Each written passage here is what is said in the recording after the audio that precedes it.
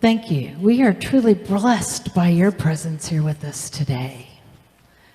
Today's talk is all about, are you dancing? Are you?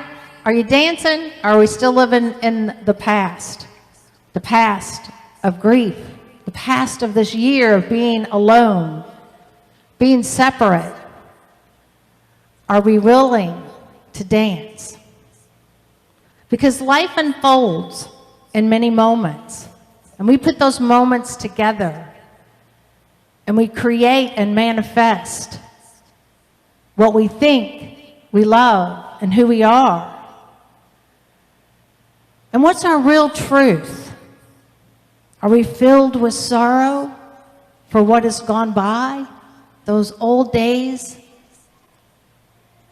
Are we standing at the crossroads, taking a new path, a new way? In Unity, we say, and one of our guiding principles is, thoughts have creative power to determine events and attract experiences. So, what are we determining? What are we manifesting? What are we attracting?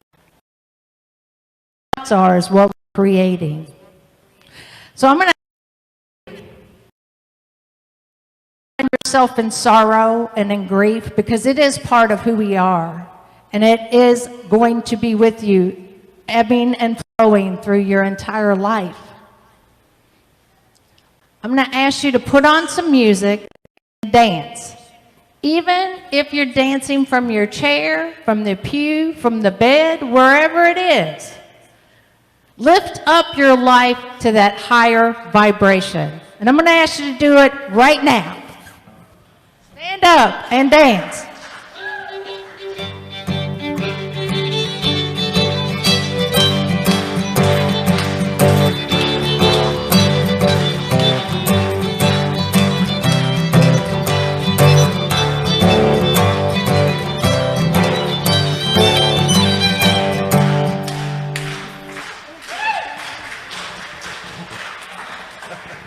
Now, do you feel better? All right. You can have a seat. Or you can keep dancing. You know, we could just make a dance fest here today. And I'm not making light of where we're at, right? But I am saying there's a different path for each of us. Grief is universal. And it's difficult. All our attitudes and beliefs are tested and have been tested this last year, this last 16 months. We've all been pushed. Or I know I have. Maybe I'm the only one. But what did you make of that time when you were at home totally alone for some of you? Or for someone like me, I still had my family that was with me through the process. And I had this community that was with me through the process. Even though we were connecting online with the folks out there, and you guys were all out there, we still had each other.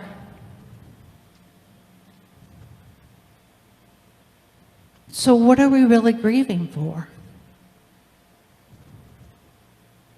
I think it's for joy. I think it's for living. And what did you make of the last 16 months? Judy, can you stand up?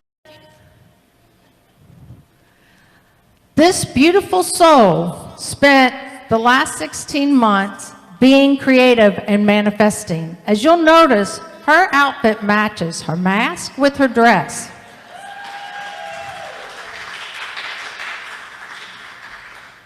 That's what she manifested during COVID. One of it. Right? What did we really manifest? Because we are an ism of the bigger world. Right? Whatever is happening outside of us is happening inside of us, and we are carrying it outward.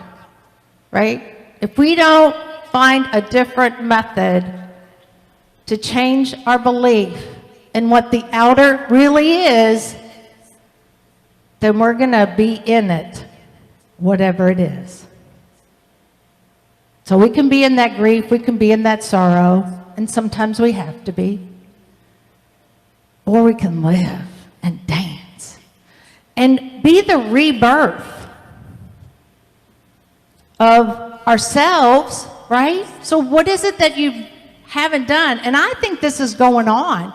You know, you hear a lot about there not being enough servers in restaurants or at the bars or in the stores, that we don't have enough people to work, right? You hear that a lot.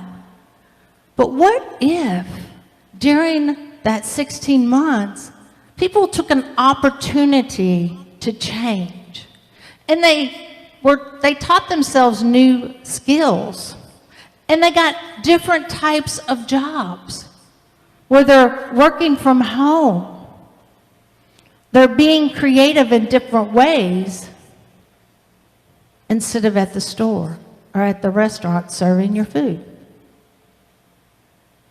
Is that possible? Because, you know, you hear a lot that, well, people haven't come back to work because, you know, they're still getting their benefits, whatever they are. And I don't know about you guys, but if you've ever received unemployment benefits, it's kind of a joke. You can't survive on it. You can't live on it. So why would people stay in it, right? I really believe that a lot of folks have found new ways, manifested new lives and jobs. I also believe that people don't want to go back to whatever it was before, because they realize now that, wow, life can be so filled with joy. Having time to be is joyful. And when you're caught up in the materialistic energy of the universe, you don't always get that joy every day. It can get real humdrum to show up at the office with all the gossip and all the negativity instead of being pure, joyful, right? And letting life flow. So living in the flow is really, really important. We have to let go of the idealistic images of the past, which we have falsely created. They don't really exist, right? Because when we were in it, we weren't happy. And so if we recreate it, are we going to be happy again? Are we going to be happy? No, we're not. So we have to remember that the Christ within does the work. That's our job, is to connect with that Christ within. And it's also our job to care for each other as love and light. No matter what's going on in the outer world, we have to stand in our truth and be love. And so when we're interacting, we interact as love. We have to interact directly with those that we have a problem with, right? So if I got a problem with somebody, I need to go to them and say it. If you got a problem with somebody, you got to go, because if not, then you're creating all this chaos in the universe, right? We all know that, but we do it anyways, and it's okay. But recognize what you're doing.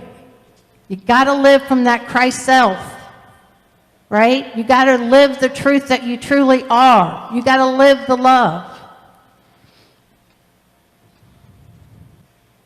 I was asked last week why I was trying so hard to keep this community alive. What a question. What a question to ask a Unity kid that has been a part of this community for 61 years, that has been loved and has loved in this community. Why would I not? And that wasn't a good enough answer. And so I had to really think about it.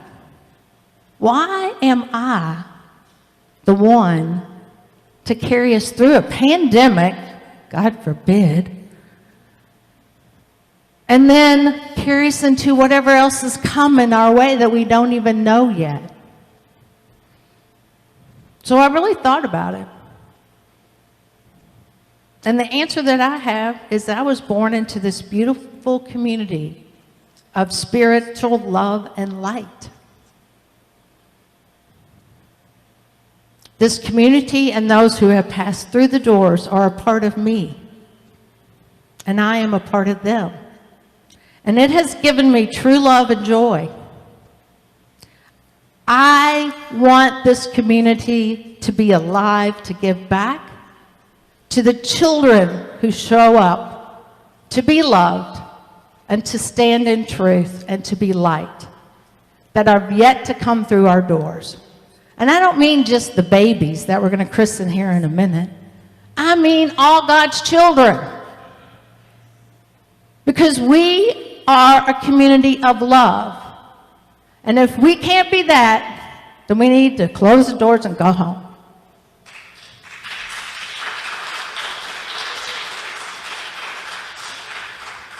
So today I have the honor of christening a new member into our community. And if you guys want to come up, I hope our love flows for generations to come so that this baby is allowed to blossom and grow into her truth. And so that whoever comes in here, that each one of us is allowed to blossom and grow into our truths. And if the tribe wants to come with you guys, come on up. We have the godparents here and the grandparents. You guys can come on up. Feel free to take all the pictures you want.